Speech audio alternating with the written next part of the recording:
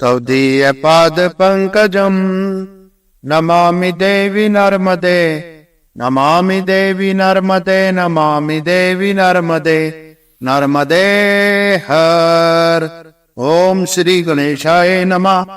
ओम श्री परमात्मने नमः। नर्मदा पुराण 67वां अध्याय लुंकेश्वर तीर्थ के महात्म्य का वर्णन। नर्मदे हर नर्मदा पुराण का अगला अध्याय सुनने के लिए मेरे चैनल धर्म यात्री को सब्सक्राइब करें, बेल आइकन पर प्रेस करें। मैया की महिमा को अन्य लोगों तक पहुंचाएं, वीडियो को शेयर करें। नर्मदे हर। श्री मार्कंडे जी ने कहा, हे प्रिय युधिष्ठिर, उसी के समीप जल के बीच स्थित सुर असुरों से नमस्कृत लुंकेश्वर नाम से प्रसिद्ध तीर्थ है। पृथ्वी में वह तीर्थ बड़ा पुण्य देने वाला अनेक आश्चर्यों से युक्त है।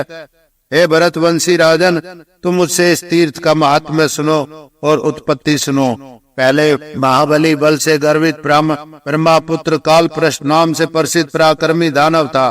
गंगा के तट पर उसने बड़ा उग्र तप किया था। नीचे की ओर मुख वाला होकर उसने दिन रात धूम का पान किया। तब पार्वती के साथ श्री शंकर जी वहां से निकले। बड़ी उग्र तपस्या में लगे हुए इस दानव को देखकर दयाशिला माता पार्वती ने श्री शंकर से कहा, हे महादेव, देखो यह मनुष्य धूम पान करते हुए तप कर रहा है। उस पर तुम प्रसन्न हो प्रभु, अब सिर घी से वर दो। श्री शंकर जी ने कहा, हे देवी, तुम्हारा वचन मुझे नहीं रुचता। मनुष्य को सदा ही सब कर्तव्य का चिंतन करना चाहिए। दूसरे के कार्य से क्या प्रयोजन। हे मूर्ख स्त्री, बालक और शत्रुओं के कथन से जो मनुष्य चलता है वह पुरुष घोर विपत्ति में पड़ता है, यह सत्य कहा गया है। देवी पार्वती ने कहा, स्त्री के पति बहुत से कारण और बहाना बना लेता है, तब वह स्त्री लघुता को प्राप्त होती है। शास्त्रों में ऐसा भी सुना जाता है, यदि मेरी बात नहीं मानोगे तो मैं प्राणों का त्याग कर दूंगी। इस प्रकार पार्वती की प्रेरणा से श्री शंकर जी उस दानव के समीप गए। श्री शंकर ने कहा, दानव, तुम धूम्रपान क्यों कर रहे हो? किस लिए तप कर रहे हो और क्या दुख और संताप है? अपना अभिष्ट कार्य मुझसे कहो। आज भी तुम जवान दिखाई दे रहे हो, तुम्हारी अवस्था 20 वर्ष के सी प्रतीत हो रही है। इससे तुम अपने तप का विशेष कारण बतलाओ। दानव बोला, मुझे तुम अचल भक्ति दो, तुम पर मेरी स्थिरता हो। हे भगवान, मेरे 1 सहस्त्र वर्ष को निर्विघ्न बीत चुके हैं। अभी 2000 दिन तुम्हारी प्रसन्नता के लिए तप से पूर्ण हो चुके हैं। श्री शंकर ने कहा, स्वर्त, तुम अपना अभिष्ट वर मांग लो और मैं तुम पर प्रसन्न हूँ। शंकर के वचन सुनकर दानव ने विचार किया कि मैं क्या स्वर्ग मांगू अथवा संपूर्ण पृथ्वी को। काम के बांध से पीड़ित होकर वह दानव इस प्रकार विचार करने लगा। दानव बोला, हे भगवान, यदि तुम मुझ पर प्रसन्न हो और मुझे वर देना चाहते हो तो मैं संग्रामों से संतुष्ट नहीं होता और बल भी मुझ में नहीं है। अतः भगवान, जिसके मस्तक पर मैं हाथ से स्पर्श कर दूं, वह देव दानव गंधर्व कोई भी हो, तत्क्षण ही भस्म हो जाए। श्री शंकर जी ने कहा, दानव, तुमने जो विचार किया है वह सब तुम्हारा सफल हो। तुम उठो, शीघ्र ही अपने भवन जाओ। दानव ने कहा, देव देव, हे ईश, जब तक मैं आपके वर की परीक्षा करूं तब तक तुम यहाँ ठहरो। आपके मस्तक पर मैं हाथ रखकर जान लूं, इस प्रकार मुझे विश्वास हो जाएगा। उस समय भगवान शंकर विचार करने लगे कि इस कार्य के स्वामी कार्तिकेय, विष्णु, ब्रह्मा कोई भी सहायक होने में समर्थ नहीं है। आई हुई आपत्ति को समझकर भगवान शंकर नंदीश्वर वृक्ष से बोले, इस समय तुम कुछ देर इस पापी से युद्ध करो। श्री शंकर के सिर पर स्पर्श करने के लिए दैत्य कालप्रष्ट ने अपना हाथ फैलाया, पर नंदीश्वर कुपुत से ताड़ित होकर वह दैत्य दुखित होकर पृथ्वी पर गिर गया। श्री शंकर पार्वती के साथ दक्षिण दिशा की ओर चले गए। भय से डरकर ग्रीवा को मोड़कर पुनः पुनः पीछे की ओर देख रहे थे। भगवान शंकर के अदृश्य हो जाने पर वह दानव कालप्रष्ट नंदीश्वर से लड़ने लगा। महाबली महापराक्रमी वे दोनों ही लड़ने लगे। क्रोध से वज्र समान प्रहारों से 3 घड़ी तक हाथों से वह बैल के सिर को स्पर्श भी न कर सका। पुच्छ के प्रहार से उस दानव को हनन कर वृषभ नंदीश्वर तब श्री शंकर के पास पहुंचा। वह दैत्य कालप्रष्ट भी सिर उठा और नंदीश्वर के पीछे पीछे दौड़ा। वायु के वेग से वह जहाँ भगवान शंकर थे वहां पहुंचा। दानव को आया जानकर नंदीश्वर ने शंकर से कहा, हे देव, मेरी पीठ पर चढ़कर शीघ्र गमन कीजिए। वृषभ की पीठ पर पार्वती के साथ श्री शंकर जी चढ़कर स्वर्ग पहुंचकर इंद्र के भवन गए। बल से गर्वित उस दानव ने शिव का पीछा नहीं छोड़ा। इंद्रलोक को छोड़कर उस समय श्री शंकर जी ब्रह्मालोक गए। श्री शंकर जी भय से देवी के साथ जहाँ जाते थे वहाँ उसने पीठ के पीछे आते हुए दानव को देखा। संपूर्ण लोकों में घूमकर शंकर जी बड़े विस्मय पे पड़ गए। उन्हें कोई ऐसा स्थान नहीं मिला जहाँ कुछ समय विश्राम हो सके। देव दानव का वहाँ भयंकर युद्ध जानकर प्रसन्नचित्त देव ऋषि नारद वहां तक बहुत समय तक नाचते रहे। आज मैं धन्य हूँ, मेरा जन्म सफल हो गया। मेरा जीवन अच्छा जीवन है। बड़े कलह को देखकर मुझे बड़ा संतोष होता है। नारद जी देव दानव का युद्ध वहां छोड़कर जहाँ भगवान शंकर गए थे वहां आए। महादेव ने उस ब्राह्मण को देखकर सत्कार पूर्वक उनसे यह कहा, हे मुनि श्रेष्ठ नारद, तुम विष्णु को जानते हो कि वे कहाँ है। तुम शीघ्र ही वहां जाकर स्थिति का उनसे निवेदन करो। नारद जी ने कहा, देव दानव सिद्धों की गंधर्व सर्प और राक्षसों की सबकी आपत्ति को देव आप निश्चय ही हर लेते हैं। असंभव कुछ भी नहीं कहना चाहिए, यथा मन से वैसा ही चिंतन भी न करे। हे भगवान, आप पर मेरी वैसी आपत्ति नहीं समझता हूँ। शंकर जी ने कहा, नारद, जहाँ श्री विष्णु है वहाँ तुम शीघ्र जाओ। दानवों को जो कर रहा है वह सब तुम्हें ज्ञात है। इंद्र सहित संपूर्ण देवों से यह अवध्य है वध के योग्य नहीं है। हे महामुने, तुम विष्णु के समीप जाकर उनसे निवेदन करो। नारद ने कहा, मैं वहां नहीं जाऊंगा क्योंकि क्षीर सागर में वह सुख पूर्वक सो रहे हैं। भगवान विष्णु को प्रेरणा देने से इन्हें आज्ञा दीजिए। माता बहन और पुत्री के द्वारा ही राजा स्वामी अथवा गुरु को जो सो रहे हो जगाए अथवा गुरु के द्वारा जागरण करवाए, अन्यथा नहीं। शंकर जी ने कहा, यदि किन्हीं के घरों में बड़ी आग लगी हो, वहां के लोग जो आग की लपेट में आ गए हो वे निश्चय मर जाएंगे, क्योंकि जानकर सहायक उन्हें सोते अवस्था में जगा नहीं पाएंगे।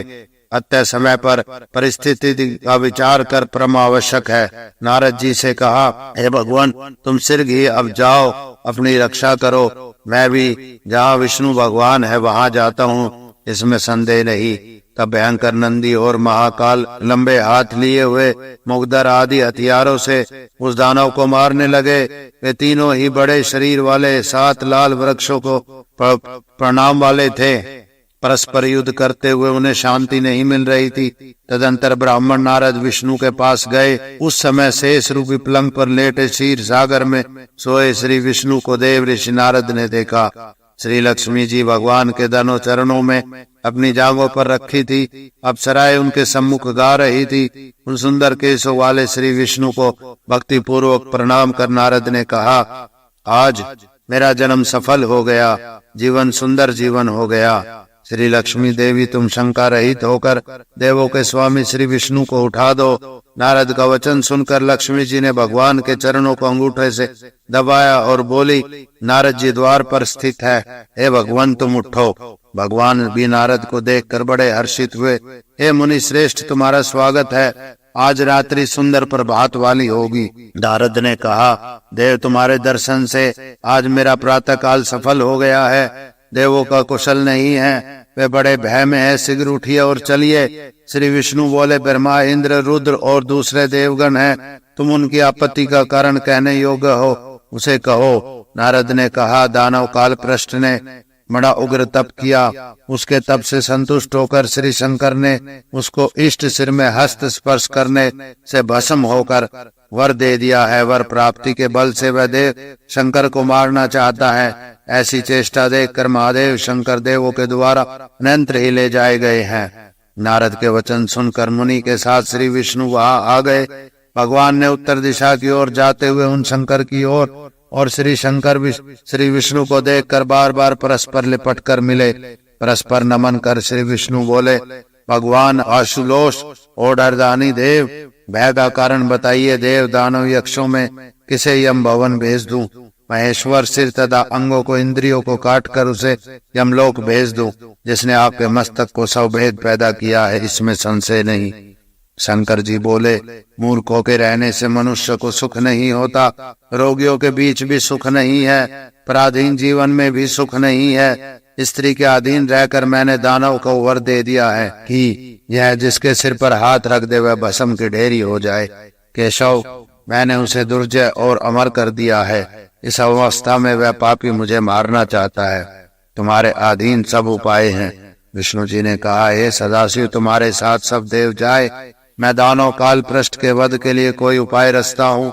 देव, तुम देवों के साथ नर्मदा के तट पर जाओ और ठहरो, समय मत गवाओ। भगवान, तुम शीघ्र ही जाओ। जहाँ गंगा और महानदी नर्मदा दक्षिण वाहिनी हो और जहाँ सरस्वती पूर्वाभिमुख दृष्टिगोचर हो, उसके समान बड़ा तीर्थ मृत्युलोक में नहीं है। जो लोग वहाँ भक्ति पूर्वक स्नान और दान करते हैं, उनसे उनका 7 जन्मों का किया हुआ पाप नष्ट हो जाता है, इसमें संशय नहीं।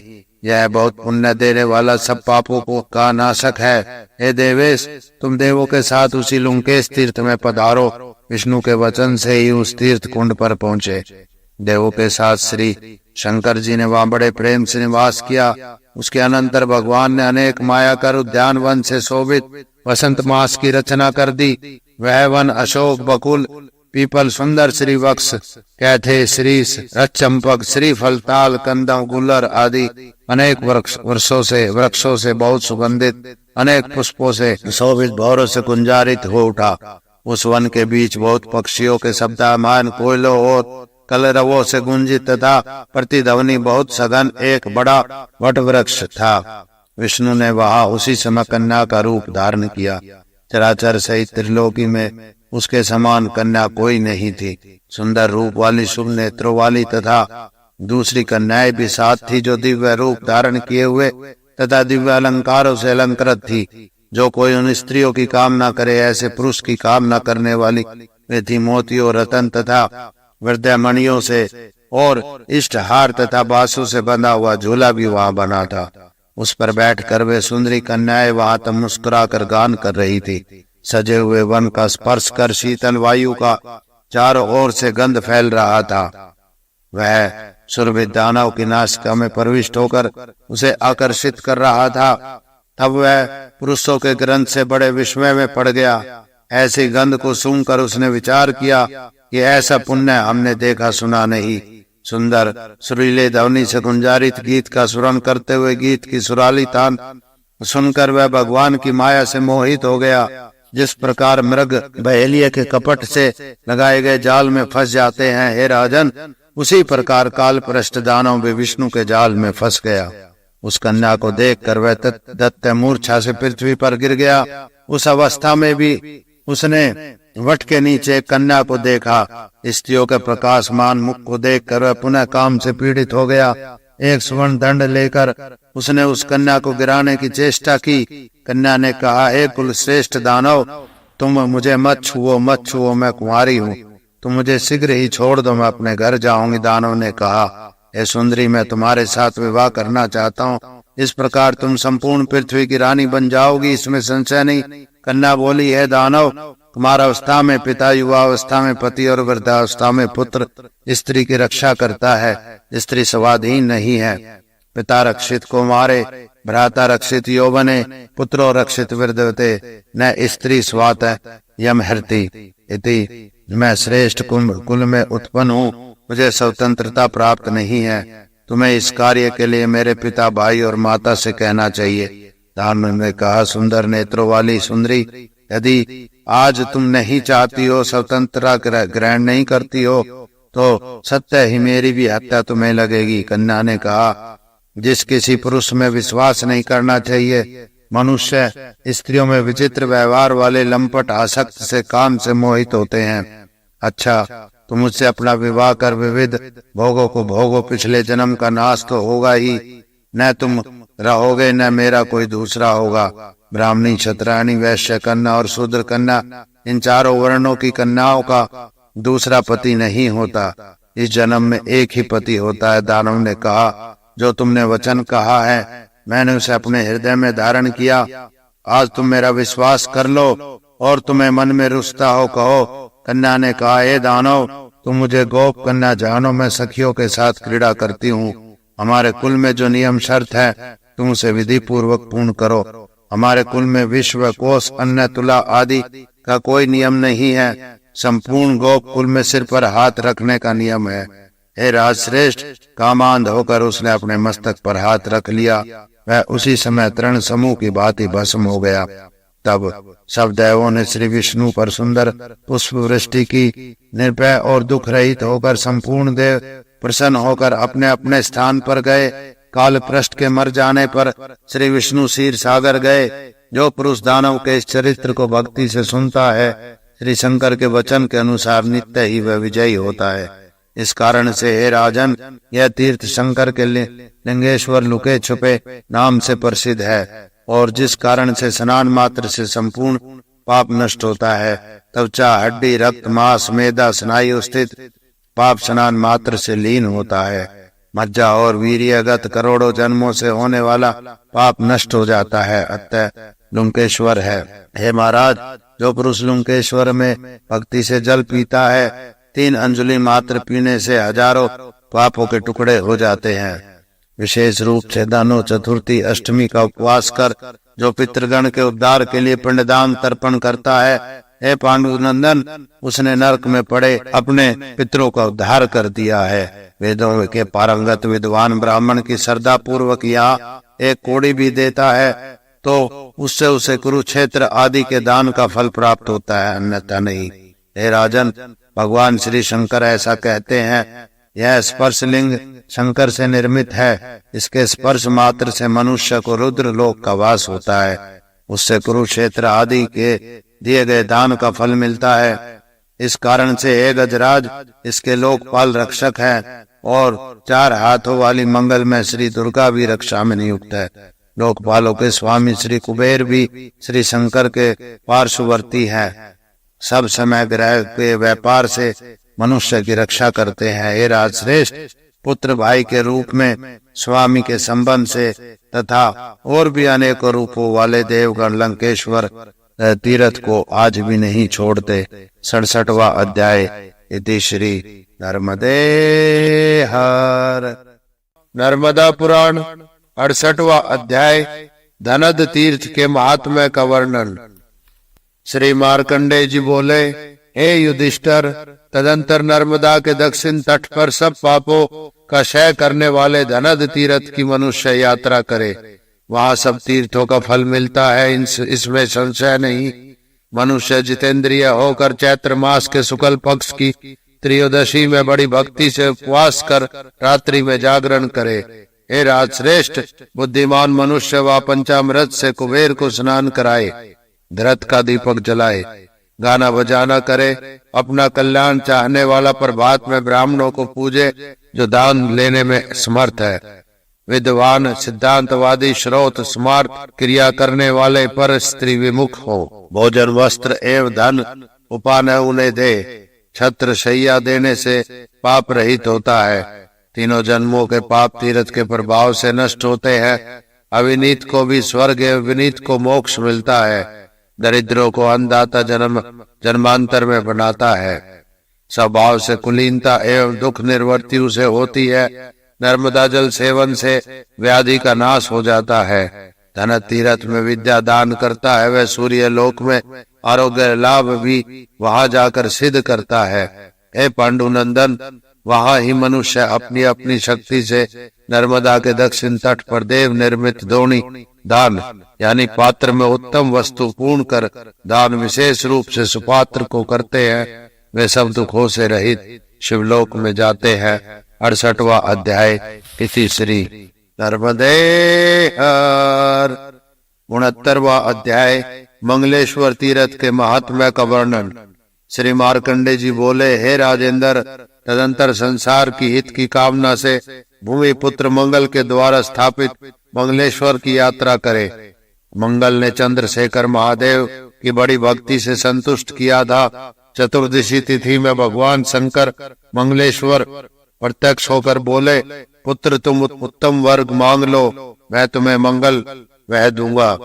तब मंगल ने कहा, हे सर्व सुखकारी प्रभु, यदि मुझ पर कृपा करो तो तुम्हारे अंगों के पसीने से उत्पन्न मैं ग्रहों के मध्य में रहूं। तुम्हारी कृपा से हे सदाशिव, मैं सब देवों से पूज्य हूँ। तुम्हारे दर्शन और वचन से मैं आज कृतार्थ हो गया हूँ। हे देव, इस स्थान में मेरे नाम से आप स्थित हो, ऐसा ही हो। पुत्र ऐसा कहकर वे शंकर अंतर्ध्यान हो गए। महात्मा मंगल ने भी श्री शंकर की स्थापना कर बड़ी भक्ति से उनकी पूजा की। सब दुखों के विनाशक मंगलेश्वर नामक शंकर की पूजा की। हे राजन, उस तीर्थ में बुद्धिमान पुरुष ब्राह्मणों को संतुष्ट करे।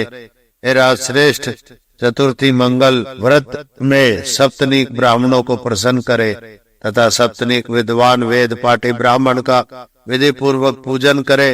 व्रत के अंत में बैलों के साथ गाय भी भगवान शिव के निमित्त से देना चाहिए। सप्तनीक भगवान शंकर मुझ पर प्रसन्न हो, ऐसा कहे। हे पांडु पुत्र, लाल रंग के 2 वस्त्र एवं 2 बैल तथा श्वेत और काले भी होने चाहिए। छत्र, सैया, माला, लाल चंदन की ये वस्तुएं पवित्र अंतकरण में श्रेष्ठ ब्राह्मण को देना उचित है। उदार मन से मनुष्य को वह शुक्ल पक्ष की चतुर्थी और अष्टमी तिथि में श्राद्ध भी करना चाहिए। हे राजन, मरे हुए पितर 1 युग पर्यंत तृप्त रहते हैं। हे राजश्रेष्ठ, मनुष्य प्रत्येक जन्म में पुत्र वाला होता है। उस तीर्थ के प्रभाव से मनुष्य को स्वांग सुंदर पुत्र होता है। वंश के में मंगल होता है, अमंगल नहीं। भक्ति से जो पुरुष इस तीर्थ के महात्म्य को कहता है, उसके सब पाप नष्ट हो जाते हैं। इति श्री 69वां अध्याय नर्मदे हर। 70वां अध्याय रवि तीर्थ के महात्म्य का वर्णन। श्री मार्कंडे जी ने कहा, हे कुंती नंदन, नर्मदा के उत्तर तट पर परम पवित्र सर्व पाप विनाशक सूर्य के द्वारा रचित रवि तीर्थ है। पुरुषों की सब व्याधियों को टालने वाले नर्मदा में स्थित नर्मदा के उत्तर तट पर भगवान सूर्य अपने अंश में स्थित है।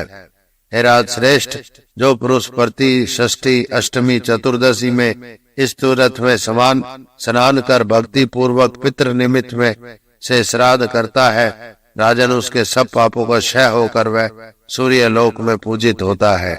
रोगों से रहित सब जन्मों में वह सुखी और धन संपन्न होता है। इति श्री 70वां अध्याय नर्मदे हर। 71वां अध्याय कामेश्वर तीर्थ के महात्म्य का वर्णन। श्री मार्कंडे जी ने कहा, हे पांडुनंदन, इसके अनंतर तुम कामेश्वर तीर्थ के महात्म्य को सुनो, जहाँ महाबलशाली गणों के स्वामी पार्वती नंदन गणेश जी सिद्ध हुए। उस तीर्थ में भक्ति से युक्त जितेंद्रिय जो पुरुष शिव जी को पंचामृत से स्नान कराकर धूप और नैवेद्य से जगत के स्वामी श्री शंकर को प्रसन्न करता है, वह सब पापों से छूट जाता है। हे युधिष्ठिर, वहाँ अगन मास की अष्टमी में स्नान कर जो पुरुष जिस कामना से यजन करता है, वह उसकी कामना पूर्ण होती है। इति श्री 71वां अध्याय नर्मदे हर। 72वां अध्याय मणि नागेश्वर तीर्थ के महात्म्य का वर्णन। श्री मार्कंडे जी ने कहा, राजेंद्र, तदंतर नर्मदा जी के उत्तर तट पर सब पापों के विनाशक पवित्र मणि नागेश्वर तीर्थ की यात्रा करे, जो संसार के कल्याण की कामना से मणि नाग के द्वारा स्थापित है। युधिष्ठिर बोले, दाढ़ में विष रखने वाले सर्प ने महेश्वर को कैसे संतुष्ट किया? ये सर्प बड़े विष वाले, सबको भय देने वाले और तुच्छ होते हैं। हे ब्राह्मण, संपूर्ण पाप को शांत करने वाला यह चरित्र मुझसे कहिए।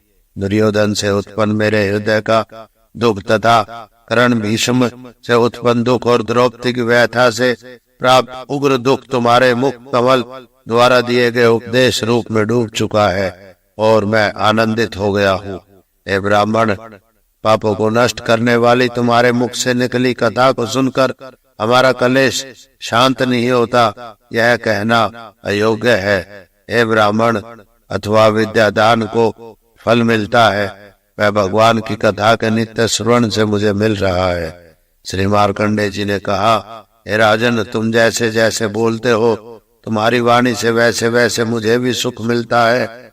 शरीर की स्थिरता और वृद्धावस्था से युक्त हुआ मेरा तुम्हारे प्रति स्नेह नष्ट नहीं होता। हे प्रिय राजन, अतः तुम बंधुओं के साथ इस पाप हानि पवित्र कथा को ध्यान से सुनो। हे भारत, प्राचीन वर्तज्ञों के द्वारा कथित परंपरा से प्राप्त इस प्राचीन इतिहास को मैं तुमसे कहता हूँ। संपूर्ण लोकों में बहुत श्रेष्ठ 2 स्त्रियां महर्षि कश्यप के थी। उनमें विंता ने गरुड़ और करदू ने सर्पों को पैदा किया था।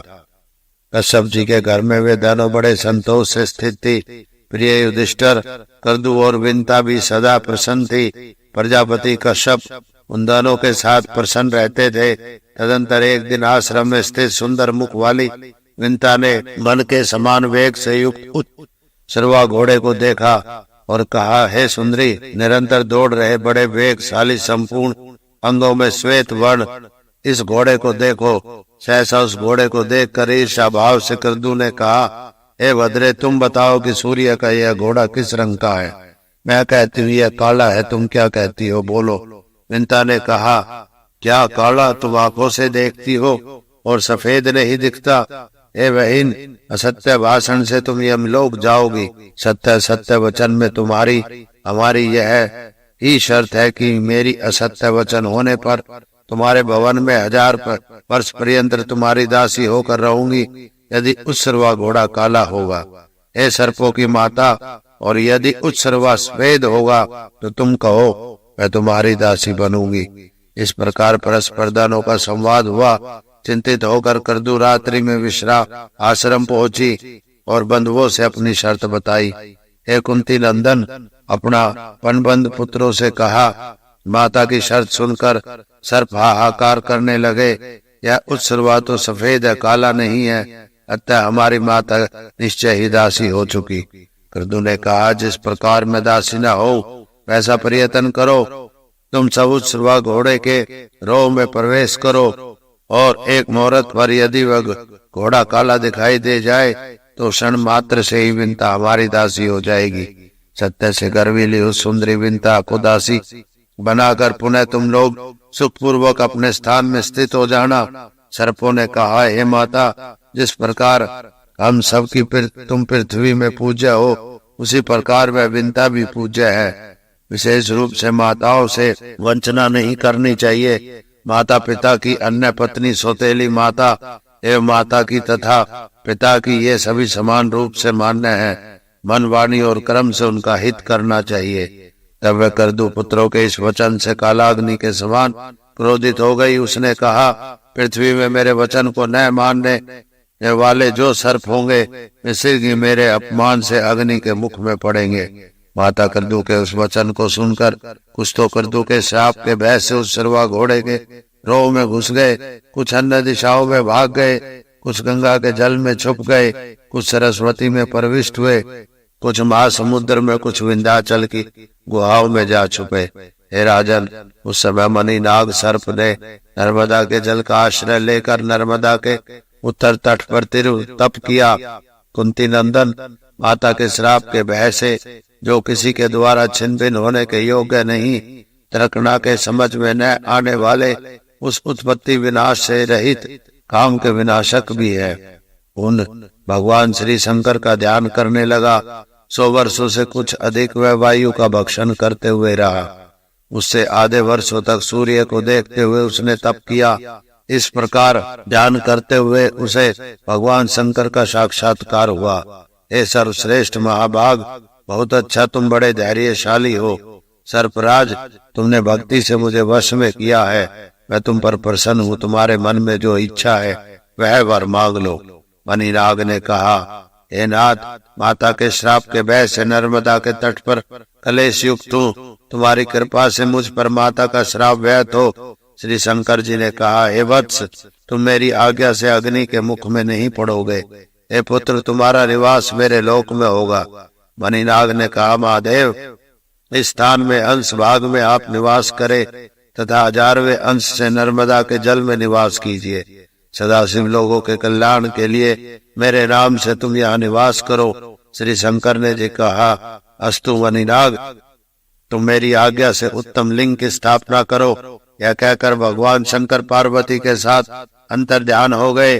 मार्कंडेय जी बोले, हे युधिष्ठिर, उस तीर्थ में जो लोग पवित्र नियमित मन वाले होकर वहां जाकर शुक्ल पक्ष, कृष्ण पक्ष की पंचमी, चतुर्दशी, अष्टमी तिथि में श्री शंकर जी की पूजा करते हैं, वे पुरुष यमराज के पास नहीं जाते।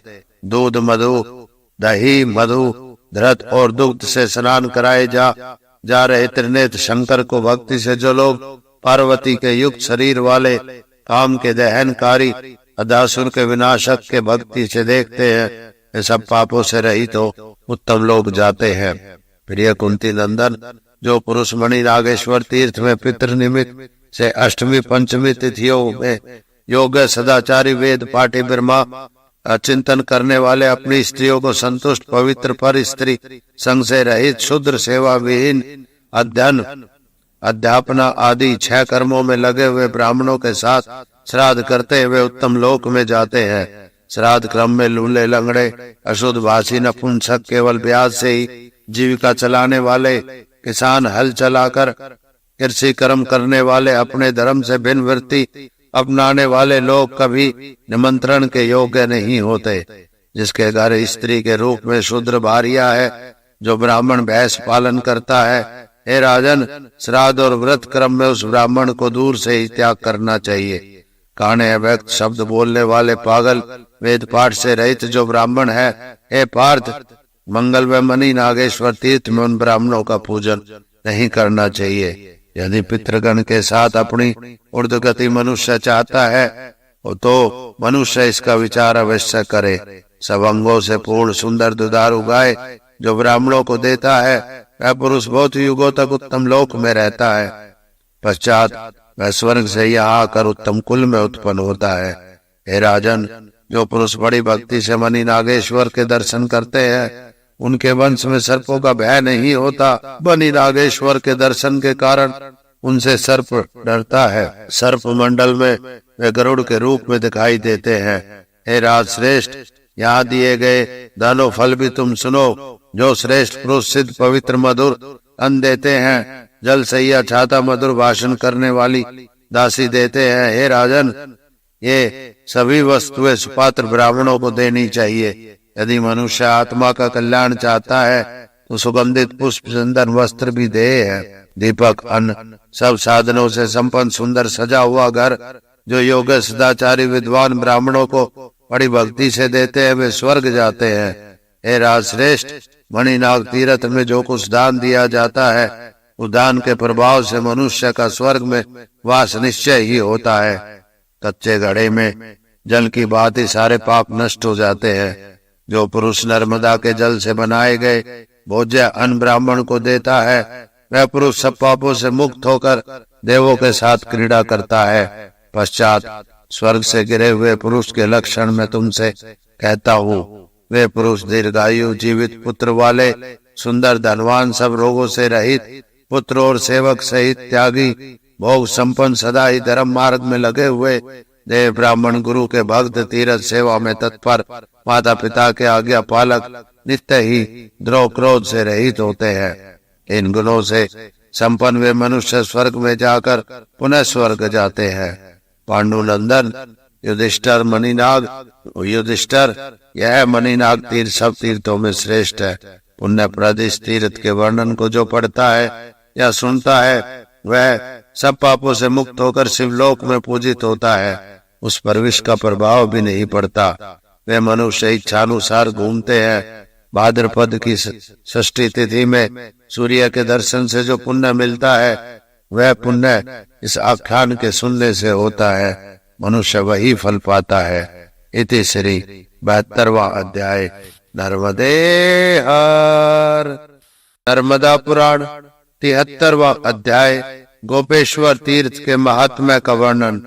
श्री मार्कंडेय जी बोले, हे कुंती नंदन, नर्मदा के तट पर परम श्रेष्ठ सब पापों का विनाशक उत्तम गोपेश्वर तीर्थ है। राजन, गाय के शरीर से निकला हुआ भूमि में पुण्य लिंग है। युधिष्ठिर ने पूछा, पाप क्षयकारी यह लिंग नर्मदा के दक्षिण तट पर मणिनाग के समीप गो शरीर से कैसे निकला?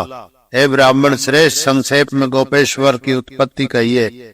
मार्कंडेय जी ने कहा, युधिष्ठिर, पहले वह कामधेनु ने तप किया था। भक्ति से उसने देवादिदेव शंकर की आराधना की। तब उस कामधेनु पर भगवान शंकर प्रसन्न हो गए। प्रसन्न होकर वह उसके देह से निकलकर बोले, हे देवी जगमांत कपिले परमेश्वरी, मैं तुम्हारी आराधना से संतुष्ट हूँ। सुमुखी, तुम क्या चाहती हो सो कहो। सुरभि कामधेनु बोली, लोगों के कल्याण के लिए ब्रह्मा ने मेरी सृष्टि की है। मेरी कृपा से संपूर्ण संसार के कार्य सिद्ध होते हैं। हे शंकर, मेरी कृपा से लोग स्वर्ग जाएंगे। लोगों के हित की कामना से हे शंभो, तुम मेरे इस तीर्थ में विराजमान हो। ऐसा कहने पर भगवान शंकर उस तीर्थ में प्रसन्नता से रहने लगे। उस समय से वह तीर्थ पृथ्वी में प्रसिद्ध हुआ। हे राजश्रेष्ठ, एक स्नान से ही यह तीर्थ सब पापों को नष्ट कर देता है। जो पुरुष गोपेश्वर तीर्थ में गोदान भक्ति पूर्वक करता है वह उत्तम लोक में जाता है। स्वर्ण से युक्त गाय योग्य विद्वान ब्राह्मण को देनी चाहिए। गाय बछड़े से युक्त जवान हो, स्वेद हो और बहुत दूध देने वाली वस्त्र सहित उस गाय को कृष्ण पक्ष की चतुर्दशी तिथि में या अष्टमी तिथि में देना चाहिए। सभी मासों में विशेष रूप से कार्तिक मास में बड़ी भक्ति से वेद अध्ययनशील ब्राह्मण को अत्यंत श्रद्धा से देवे। जो विधि पूर्वक लेता है वे दोनों ही पुण्य क्रम वाले हैं। देखने वाला भी पुण्य का पात्र होता है। जो पुरुष इस तीर्थ में भक्ति से पिंडदान करता है, राजेंद्र, एक पिंड से ही उत्तम गति को पाते हैं। जो पुरुष प्रतिदिन भक्ति पूर्वक श्री शंकर को प्रणाम करते हैं, फूटे पात्र में जल की भांति उनके पाप नष्ट हो जाते हैं। हे राजन, इस तीर्थ में जो पुरुष सांड छोड़ता है उससे पितरों का उद्धार होता है और वह शिवलोक में पूजित होता है। युधिष्ठिर ने कहा, वर्षोत्सर्ग करने पर यानी सांड छोड़ने पर से मनुष्य को जो फल मिलता है, ब्राह्मण श्रेष्ठ, प्रयत्न से वह सब शीघ्र बताइए। श्री मार्कंडेय जी ने कहा, सब लक्षणों से पूर्ण सांड को छोड़ने पर जो फल मिलता है, हे धर्मनंदन, मैं वह कहूंगा, तुम सुनो। हे राजन, कार्तिक और वैशाख की पूर्णमासी में श्री शंकर के समीप शुद्ध स्नान किए हुए जितेंद्रिय होकर भगवान शंकर प्रसन्न हो, ऐसा कहकर सांड छोड़ दे। पुत्र उसके साथ ही 4 सुंदर बछड़िया भी हो जो सब लक्षणों से युक्त हो। श्रेष्ठ ब्राह्मण को देकर भगवान शंकर, ब्रह्मा और विष्णु प्रसन्न हो, ऐसा कहे। सांड के रोगों की संख्या के अनुसार राजन वह शिवलोक में पूजित होता है। वहाँ निवास करने के पश्चात जब मनुष्य लोक में जन्म लेता है तब वह धन धान्य से पूर्ण श्रेष्ठ कुल में उत्पन्न होता है। वह रोग रहित, रूपवान, विद्या संपन्न, सत्यवाणी वाला पवित्रशील होता है। हे युधिष्ठिर, गोपेश्वर महात्म्य मैंने तुमसे कहा, यह गोपेश्वर लिंग नर्मदा के तट पर गाय के शरीर से निकला है। 73वां अध्याय। इति श्री नर्मदे हर। 74वां अध्याय। गौतमेश्वर तीर्थ के महात्म्य का वर्णन। मार्कंडेय जी बोले, श्री नर्मदा के उत्तर तट पर बहुत ही श्रेष्ठ मनुष्य लोक में सब पापों को हरने वाला गौतमेश्वर तीर्थ है। हे युधिष्ठिर, संसार की कामना से स्वर्ग की सीढ़ी के समान महर्षि गौतम के द्वारा यह तीर्थ स्थापित है। बड़ी भक्ति से तुम वहां जाओ और भगवान शंकर पापों के विनाश के लिए स्थित होकर स्वर्गवास के देने वाले हैं। वह तीर्थ सौभाग्य को बढ़ाने वाला, जय को देने वाला और दुख का नाशक है। यहाँ एक पिंड से 3 कुलों का उद्धार हो जाता है। भक्ति पूर्वक थोड़ा बहुत जो कुछ भी दिया जाता है वह सब गौतम महर्षि के वर्ष से 100 गुना और 1000 गुना हो जाता है। यह सब श्रेष्ठ तीर्थ, ऐसा शंकर ने कहा है। 74वां अध्याय। इति श्री नर्मदे हर। 75वां अध्याय। शंखचूड़ तीर्थ के महात्म्य का वर्णन। श्री मार्कंडेय जी ने कहा, नर्मदा के तट पर परम सुंदर पृथ्वी में प्रसिद्ध शंखचूड़ नामक एक तीर्थ है। हे पांडुनंदन युधिष्ठिर, वहाँ नर्मदा के तट पर गरुड़ के भय से शंखचूड़ नाग सुख पूर्वक स्थित है। राजन, उस तीर्थ में जो भक्ति पूर्वक सावधान होकर पवित्र हो दूध, मधु, धृत और शंखचूड़ को स्नान कराता है तथा रात्रि में देव के सम्मुख जागरण करता है, उत्तम व्रत वाले ब्राह्मणों को दही और अन्न से विधि पूर्वक पूजित कर गाय को देने से सब पापों का क्षय हो जाता है। हे कुंती नंदन, जो पुरुष उस तीर्थ में सर्प से डसे हुए पुरुष को तृप्त करता है अथवा उसके निमित्त तर्पण करता है, वह पुरुष शंकर के वचन के अनुसार उत्तम लोक को जाता है। 75वां अध्याय। इति श्री नर्मदे हर। 76वां अध्याय पारेश्वर तीर्थ की महिमा का वर्णन। श्री मार्कंडेय जी ने कहा, हे राज श्रेष्ठ, तदंतर पुरुष सर्वश्रेष्ठ पारेश्वर तीर्थ की यात्रा करे, जहाँ पवित्र तट पर महात्मा पराशर के पुत्र प्राप्ति के लिए बड़ा तप किया था। हे पांडुनंदन, राजन नर्मदा के उत्तर तट पर बड़ी भक्ति से उनके उस तप से हिमालय की पुत्री नारायणी शक्ति रूपा गौरी प्रसन्न हो गई।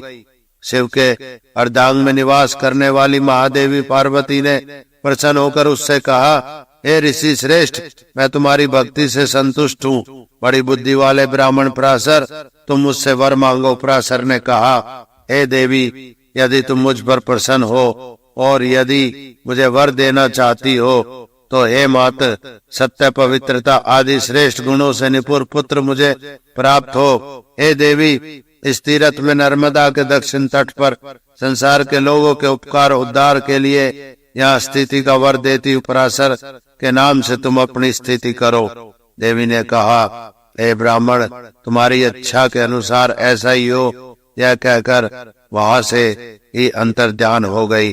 महात्मा पराशर ने वहां पार्वती माता की स्थापना की और देवों के अनुरूप प्रभावशाली अविनाशी सर्वातीश सुर असुरों से नमस्कृत श्री शंकर को भी स्थापित किया।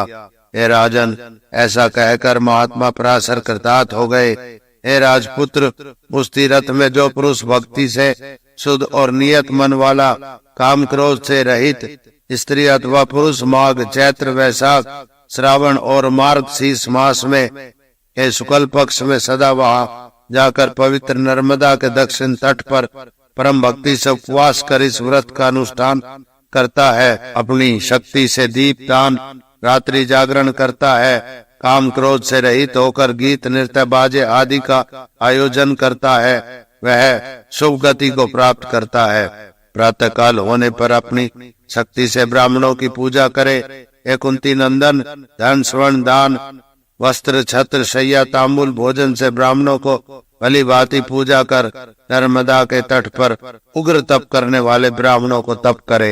राजश्रेष्ठ, मनुष्य को वह कच्चे अन्न अथवा पकवान से अथवा जल से श्राद्ध करना चाहिए। स्त्रियों और शूद्रों को कच्चे अन्न से ही श्राद्ध करना उत्तम है। हे युधिष्ठिर, ब्राह्मणों को चौगुना अन्न देना चाहिए। वेदोक्त विधान से बड़े यत्न पूर्वक ब्राह्मणों का पूजन करे। राजन, हाथ भर के कुशों से तथा तिल अक्षतों से श्राद्ध क्रम अनुष्ठित करना चाहिए। ब्राह्मणों का उत्तर मुख तथा स्वयं दक्षिणाभिमुख बैठना।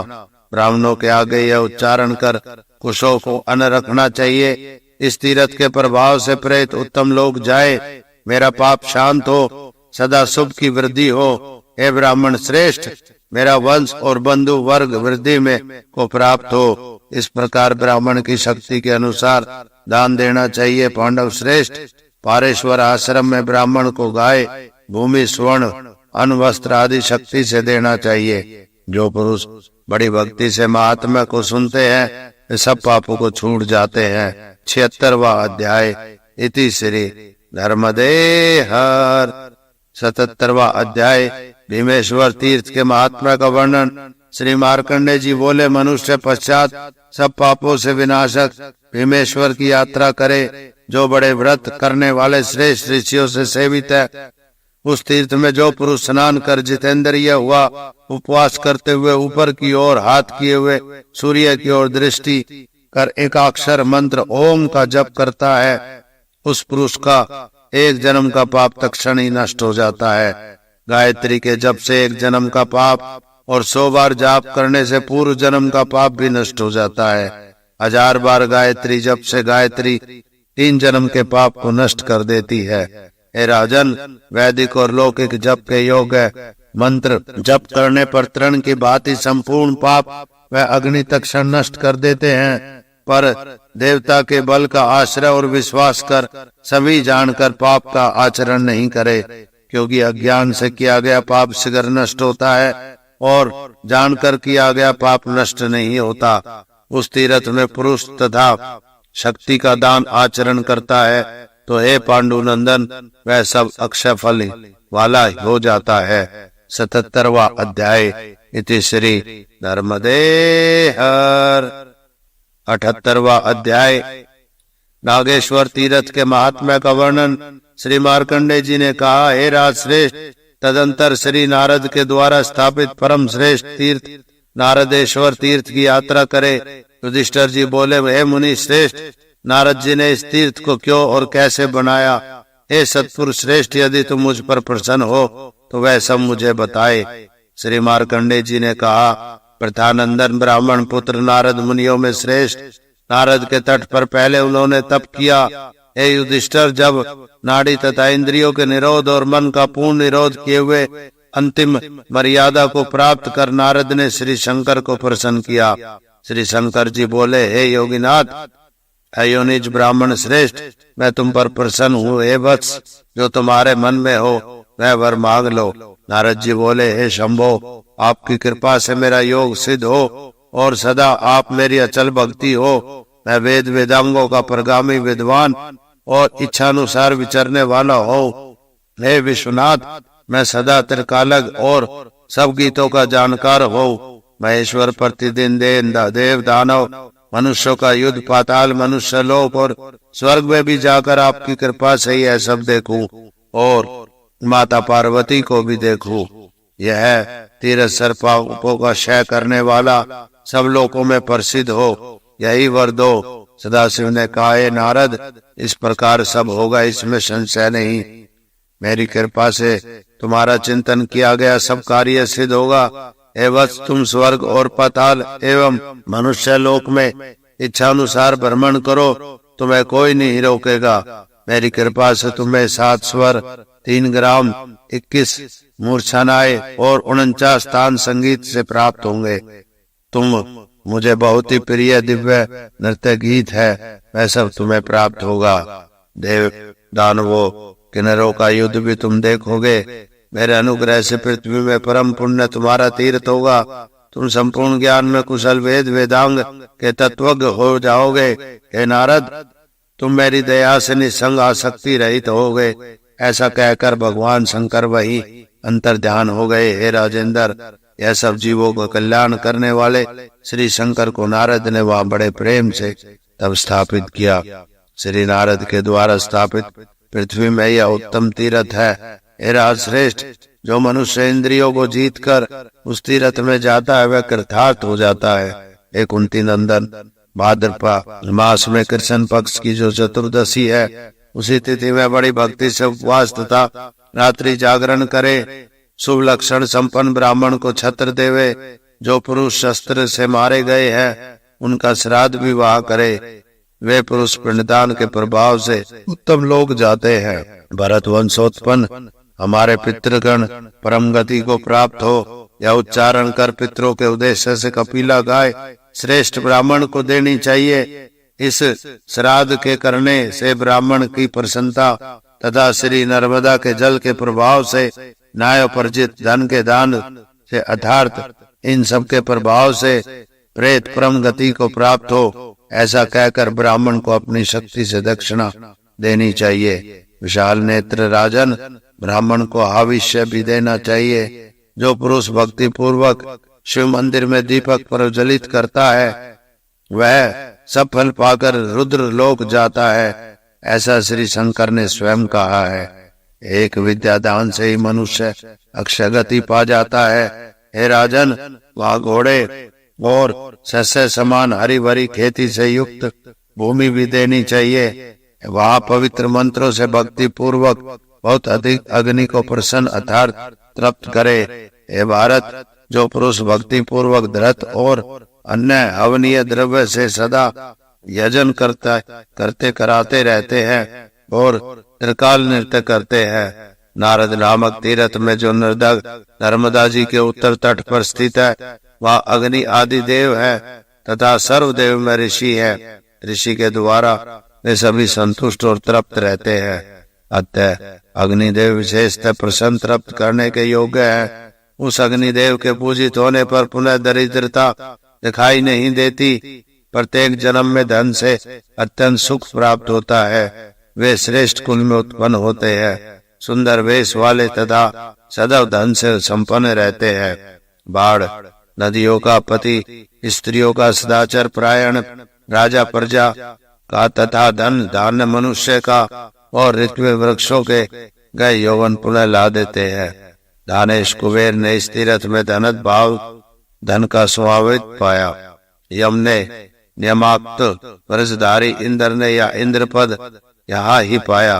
दूसरे राजाओं ने भी राजपद पाया। नारदेश्वर की महिमा से ध्रुव निश्चलता को प्राप्त हुए।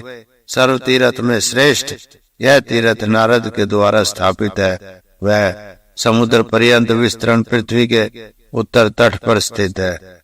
यह श्रेष्ठ तीर्थ महापापों का नाशक है। 78वां अध्याय। इति श्री नर्मदे हर। 79 अध्याय। नदी स्कंद मधु स्कंद तीर्थ के महात्म्य का वर्णन। हे राज श्री मार्कंडेय जी बोले, हे राज श्रेष्ठ, तदंतर मनुष्य सब पापों के विनाशक नदी स्कंद मधु स्कंद इन दो तीर्थों में गमन करे।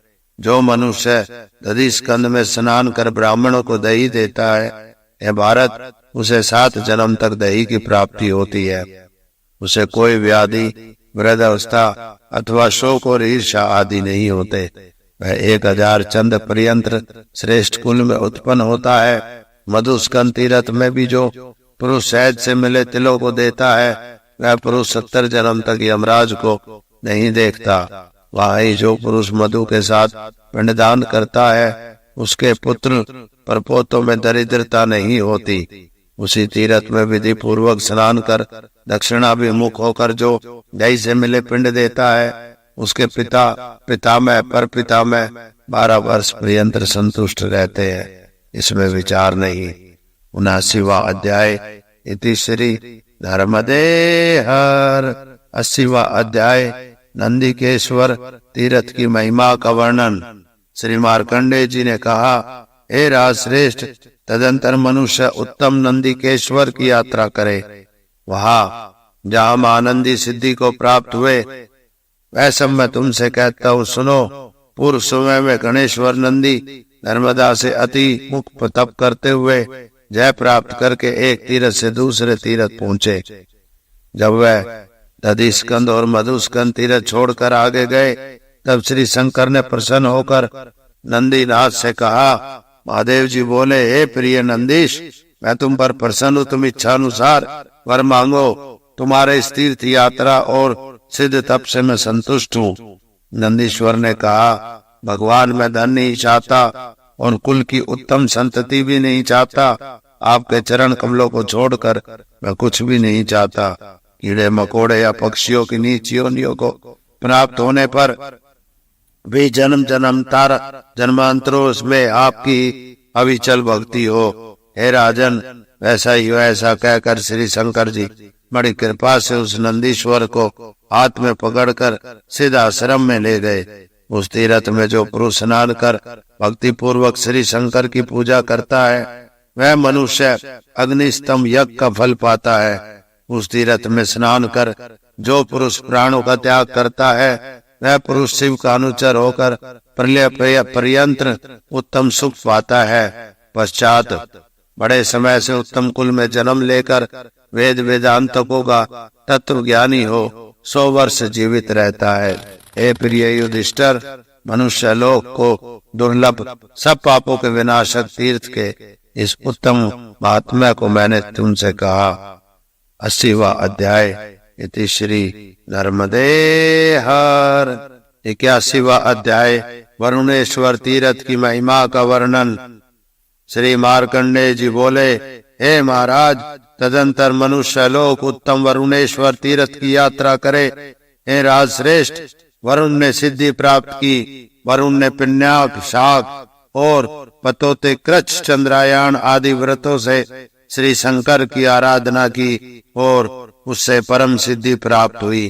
तीर्थ में जो पुरुष स्नान कर पितृ देवताओं का तर्पण कर भक्ति पूर्वक श्री शंकर को पूजता है, वह उत्तम गति को पाता है। कुंडी, मार्जनी अथवा बड़ा जल पात्र अन्न से सहित श्रेष्ठ ब्राह्मणों को देता है। हे युधिष्ठिर, तुम उसके पुण्य फल को सुनो। 12 वर्ष में संपन्न होने वाले यज्ञ में मनुष्य जो फल पाता है उसी फल को वह यहाँ पाता है, इसमें कुछ विचार न करे। यह सब दानों में अन्नदान में श्रेष्ठ स्मरण किया गया है। हे राजन श्रेष्ठ, अन्न मनुष्य को शीघ्र ही प्रीति देने वाला है, जल भी मनुष्य को संतुष्ट करने वाला है। उस तीर्थ में शुद्ध अंतकरण वाले मरे हुए मनुष्य का प्रलय पर्यंत वरुण के पूर्व में निवास होता है। तदंतर समय पूर्व होने पर मनुष्य लोक में उत्पन्न होता है। नित्य अन्नदान करने वाला मनुष्य 100 वर्ष जीता है। 81वां अध्याय। इति श्री नर्मदे हर। 82वां अध्याय। दधि स्कंद आदि 5 तीर्थों की महिमा का वर्णन श्री मार्कंडेय जी ने कहा। हे राजन, तदंतर मनुष्य सर्वश्रेष्ठ अग्नि तीर्थ की यात्रा करे, जहाँ बड़े तेजस्वी अग्निदेव बड़ा तप कर सिद्धि को प्राप्त हुए। दंडक वन में पहले जो अग्निदेव मुनि के द्वारा सर्वभक्षी बना दिए गए थे, वही अग्निदेव नर्मदा तट का आश्रय लेकर पवित्र हो गए। इस तीर्थ में जो पुरुष स्नान कर श्री शंकर जी की पूजा कर अग्नि में प्रवेश पाता है, वह अग्नि की समता को भी पाता है। जो पुरुष भक्ति से स्नान कर वहाँ पितृदेवों का तर्पण करता है, वह पुरुष अग्निष्टोम यज्ञ का फल निश्चय ही पाता है। हे राजन, उनके समीप ही उत्तम कुबेर का तीर्थ है, जहाँ यज्ञों के राजा कुबेर ने सिद्धि पाई। उस तीर्थ में मनुष्य स्नान कर पार्वती के सहित श्री शंकर जी की विधि पूर्वक पूजा कर सब पापों से छूट जाता है। उस तीर्थ में जो मनुष्य स्नान कर ब्राह्मण को नाभि पर्यंत जल में खड़े होकर स्वर्ण का दान करता है, वह पुरुष अरब गुणा फल पाता है। दधि स्कंद, मधुस्कंद, नंदीश और वरुणालय तथा अग्नि तीर्थ में जो फल होता है, हे प्रिय वत्स, मनुष्य अग्नि तीर्थ में स्नान कर वही फल पाता है। मनुष्य लोक में वे पुरुष ही वंदनीय और पूर्ण मनोरथ वाले होकर धन्य है। जिन पुरुषों ने महापुण्यप्रद श्री नर्मदा जी के इन 5 तीर्थों का दर्शन किया है, वे पुरुष उस उत्कृष्ट दुख विनाशक सूर्य लोक में जाते हैं। वे वह 14 इंद्र के समय पर्यंत रहते हैं। तदंतर स्वर्ग से गिरकर इस मनुष्य लोक में धर्मशील राजा होता है। वह सब रोगों से रहित उत्तम भोगों को भोगता है। नर्मदा तीर्थ का सेवन करने वाले जिन पुरुषों के विष्णुदेव उपास्य हैं, वे पुरुष अखंडित प्रताप वाले होते हैं, इसमें संशय नहीं। कनखल में गंगा परम पुण्यदायिनी है और कुरुक्षेत्र में सरस्वती पुण्यदायिनी है, पर श्री नर्मदा तो ग्राम और वन में सर्वत ही पुण्यदायिनी है। मनुष्य नर्मदा के तट पर सदा ही रहे, सदैव नर्मदा के जल का पान करे, वह मनुष्य सब तीर्थों के स्नान किए हुए और प्रतिदिन सोमपान का फल पाता है। प्रलय काल में गंगा आदि संपूर्ण नदियां और समुद्र सरोवर 6 को प्राप्त हो जाते हैं, पर नर्मदा जी क्षीण नहीं होती, इसी से वह नर्मदा कही जाती है। नर्मदे हर। 82वां अध्याय। इति श्री। नेक्स्ट वीडियो के लिए मेरे चैनल धर्म यात्री को सब्सक्राइब करें, बेल आइकन पर क्लिक करें, वीडियोस लाइक और शेयर करें, कमेंट्स करें।